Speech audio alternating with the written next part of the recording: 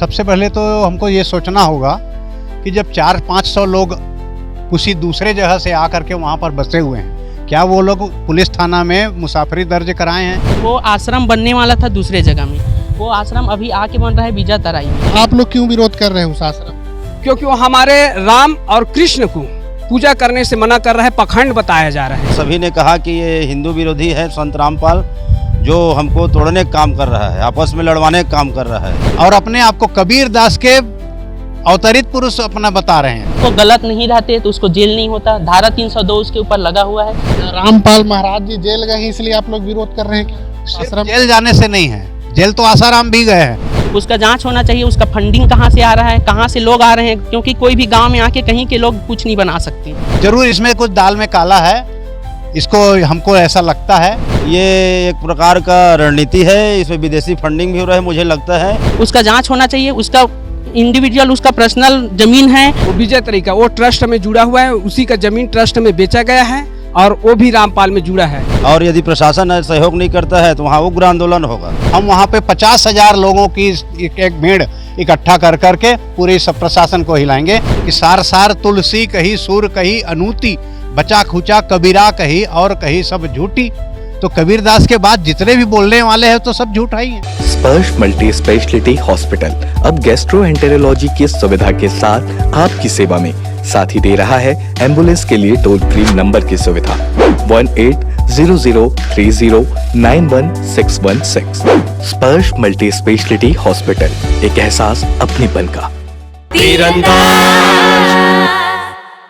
मोहित जाकर आप मेरे साथ देख रहे हैं तीरंदाज न्यूज। आज हम मुंगेली जिले के कलेक्टर परिसर के सामने में इस वक्त हमारी मौजूद ग्राम पंचायत बीजा तराई के ग्रामीण लोग वहां पास एक आश्रम बन रहे हैं, रामपाल महाराज जी का आश्रम, उसके विरोध में आज यहां प्रदर्शन करने, धरना देने आए हैं। उनसे बातचीत करते हैं अपने किस बात को लेकर ज्ञापन देने आए हुए हैं, क्यों ज्ञापन देने आज आए हुए हैं आज आप लोग कलेक्टर? हाँ, विजय तराई में विवादित संत जैसे जो सूचना मिला हमको भी हिंदू परिषद बजरंग दल को, ग्रामवासियों के द्वारा और पूरे क्षेत्र के सभी सर्व समाज से वहाँ आए थे शहीदगंगा में, और सभी ने योजना बनाई और सभी ने कहा कि ये हिंदू विरोधी है संत रामपाल, जो हमको तोड़ने का काम कर रहा है, आपस में लड़वाने का काम कर रहा है। इनका आश्रम नहीं बनना चाहिए, आश्रम बिल्कुल रुकना चाहिए। आश्रम बनाने के लिए हम बिल्कुल सहमत नहीं हैं। गाँव में ग्रामवासी लोग का यही कहना है, सभी क्षेत्र में जितने भी हैं। और यदि प्रशासन सहयोग नहीं करता है तो वहाँ उग्र आंदोलन होगा। हम लोग सब वहाँ जाके सभी मुंगेली जिले भर के और बाहर से भी जो सनातनी प्रेमी हैं वो वहाँ धरना देंगे। कैसे कह सकते हैं कि रामपाल महाराज सनातनी विरोधी है करके? क्योंकि वो मूर्ति पूजा को नहीं मानता, शिव जी को बाहर रखो बोलता है। हम जैसे तुलसी को माँ मानते हैं, उसको चौरा को तोड़वा देता है, तिलक के लिए वो मना करता है और व्यक्ति पूजा को प्रभावित करता है। अपने आप को वो कबीरदास का पुत्र मानता है, इस टाइप का बात करता है वो हिंदू विरोधी है। हम हिंदू में भाई गाय गंगा ये सब मूर्ति पूजा, शिव जी का पूजा, तुलसी मैया का पूजा, ये सब हम मानते हैं। अब इसको वो मना कर रहे हैं तो कुल मिला के तोड़ रहा है, भड़कावा दे रहा है वो। कितना प्रभावित होंगे यदि ये आश्रम खुलेगा तो आप लोग? आश्रम खुलने से पूरा क्षेत्र प्रभावित हो जाएगा और भविष्य में ये एक प्रकार का रणनीति है, इसमें विदेशी फंडिंग भी हो रहा है मुझे लगता है। और सब कुछ लोग इसमें धर्मांतरित भी होंगे, धीरे धीरे इनको रामपाल को आगे करके लाया गया है, ऐसा मुझे लगता है। ये रामपाल महाराज का जो आश्रम बन रहा है उसका विरोध दर्ज क्यों करा रहे हैं आज कलेक्टर ऑफिस में आकर? देखो, संत रामपाल जी महाराज, हम नहीं बोल रहे हैं कि वो गलत है कि क्या है, जो है वो है, क्योंकि उसको क्या है वो गलत नहीं रहते तो उसको जेल नहीं होता। धारा 302 उसके ऊपर लगा हुआ है, धारा 210B भी उनके ऊपर लगा हुआ है, उसके चलते वो जेल में थे, है ना। अब जेल से छूट गए। वो आश्रम बनने वाला था दूसरे जगह में, वो आश्रम अभी आके बन रहा है बीजा तराई में, जो कि बीजा तराई नहीं, आसपास के सभी हिंदू उसका विरोध कर रहे हैं। हम लोग ये नहीं बोल रहे हैं कि रामपाल जी महाराज बलात्कारी है, कि जो भी किए हैं वो उनका है, लेकिन हम लोग का ये मुद्दा है अभी गांव वाले का और आसपास के हिंदुओं का, क्यों वो आश्रम नहीं बने। बस यही मुद्दे के लिए आए हैं सब गांव के लोग। तो क्या आश्वासन मिला? आश्वासन यही दिया जा रहा है गवर्नमेंट के द्वारा और ये कलेक्ट्रेट में आश्वासन यही मिल रहा है कि उनके आप लगानी ज़मीन में कोई भी प्रकार का विरोध नहीं कर सकते।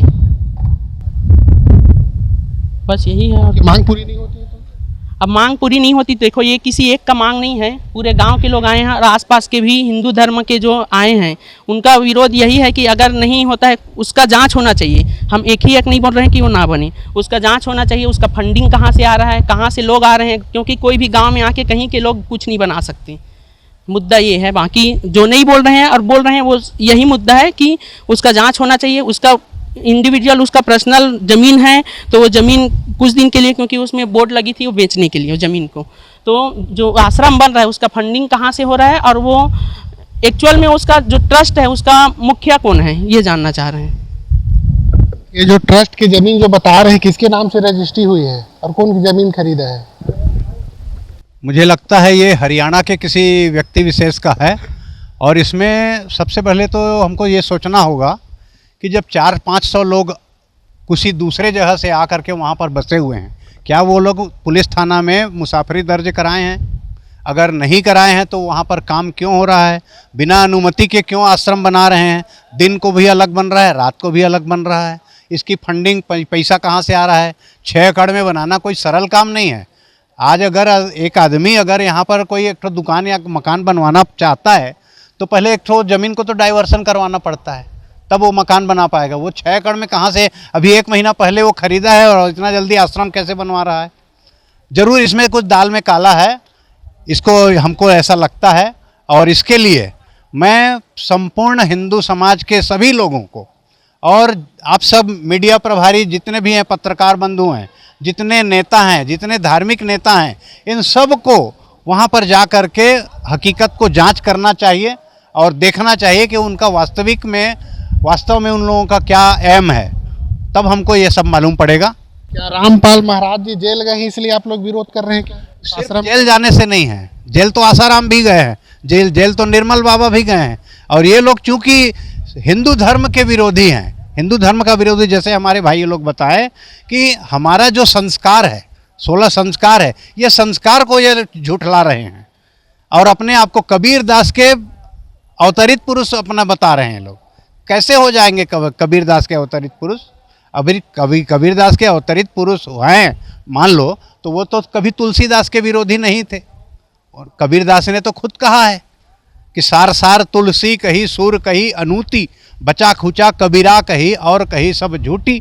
तो कबीर दास के बाद जितने भी बोलने वाले हैं तो सब झूठा ही है। क्या पंचायत के द्वारा एनओसी लिया गया है क्या? नहीं लिया गया है, नहीं लिया गया है। अब पता किया लिया है, ले लिया, शायद ले लिए होंगे। तो आपके ग्राम प्रधान ही एनओसी दे रही हैं तो फिर आप ग्रामीण लोग कैसे विरोध कर? ग्राम पंचायत का भी अगर सरपंच अगर लिया है बिना पब्लिक के सूचना के, बिना तो पंचायत बैठक प्रस्ताव करके पारित कर दिया है? नहीं हुआ है, नहीं हुआ, ऐसा बता रहे हैं हमको इसके बारे में ज़्यादा जानकारी नहीं है। वो तो पंचायत के जो सरपंच है या पंच है ये लोग इसको बताएंगे। क्या आप चाहते हैं खुलना चाहिए कि नहीं होना चाहिए, बनना चाहिए कि नहीं चाहिए? बंद होना चाहिए। बंद नहीं होगी तो? बंद नहीं होगी तो वही तो बताया कि अभी जितने भी हमारे हिंदू समाज के लोग हैं और जितने भी आप सब पत्रकार लोग हैं, ये सब इसके बारे में जांच करेंगे और ऐसा काम करेंगे जो कभी सोच नहीं पाएंगे। इसका इतना जोरदार हम लोग विरोध करेंगे, जैसे वो लोग जोरदार 500 आदमी मिल करके वहाँ पर निर्माण कार्य कर रहे हैं दिन रात। हम वहाँ पे 50,000 लोगों की एक भीड़ इकट्ठा कर करके पूरे सब प्रशासन को हिलाएंगे, उनके संस्था को तोड़ फोड़ कर देंगे। आप लोग के द्वारा तो कुछ उसके संस्था के कर्मचारी के द्वारा FIR भी कराई गई है आप लोग के द्वारा, पर क्या नहीं, हमने कभी कोई FIR नहीं कराया है। 2 लोग बता रहे थे कि उनको डराया धमकाया तो लोग FIR, वो हमने सूचना दिया है, पुलिस प्रशासन को सूचना दिया है, क्योंकि हम लोग वैधानिक रूप से ही चाहते हैं हल। तो आप लोग सूचना दी, उस पर कोई कार्रवाई हुई है क्या? अभी अब कल ही तो सूचना दिए हैं और आज 2 तारीख है। थाना में रिपोर्ट लिखाने के लिए गया था और किसके रिपोर्ट लिखाने गए? बाबा रामपाल का, जो हमारे धर्म के खिलाफ है, क्योंकि वो रामकृष्ण राधा कृष्ण इस सब का विरोध करते हैं, कहते हैं कि ये अजन्मा है, इसका विरोध करना बहुत ज़रूरी है। क्योंकि वो बोलते हैं कि राम पूजा कृष्ण पूजा ये पाखंड है, ये ढोंग है। अपने को कबीर का एक अवतार बनाते हैं, दूसरा अवतार जो अपने ही पूजा करवाते हैं। ये कहा जाता है बंदी छोड़ सतगुरु रामपाल की जय बोलते हैं। तो हम चाहते हैं बंदी छोड़ रामपाल सदगुरु की जय। अगर वो भगवान हैं तो फिर जेल में क्यों गए? जेल में जाने के कारण तो कुछ तो होगा। यही प्रशासन है, यही शासन है। जेल जाने लगे, आरोप लगा, आरोप सिद्ध हुआ है क्या उसके ऊपर? सिद्ध हुआ है सर, सिद्ध हुआ तभी तो 12 साल जेल में था। सजा काट क्या है? अब आया है कि नहीं है, उन लोग भ्रांत फैला रहे हैं। आया है कि नहीं ये पता नहीं है, लेकिन जेल में गए इतना पता है। आप यूट्यूब में सर्च मार लीजिए। आप लोग क्यों विरोध कर रहे हैं उस आश्रम का? क्योंकि वो हमारे राम और कृष्ण को पूजा करने से मना कर रहा है, पखंड बताया जा रहा है, इसलिए हम उसका विरोध कर रहे हैं। उससे प्रभावित हो जाओगे आप लोग? जी, प्रभावित होना ही होना है। मेरे घर में मेरे भाई ही प्रभावित हुआ है।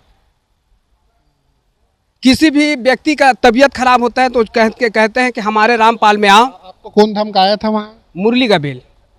मुरली गबेल वो कहाँ का? वो विजय तरीका, वो ट्रस्ट में जुड़ा हुआ है, उसी का जमीन ट्रस्ट में बेचा गया है और वो भी रामपाल में जुड़ा है। और कार्रवाई हुई है आपके आवेदन में? आवेदन में अभी तक की कोई कार्रवाई नहीं हुआ है।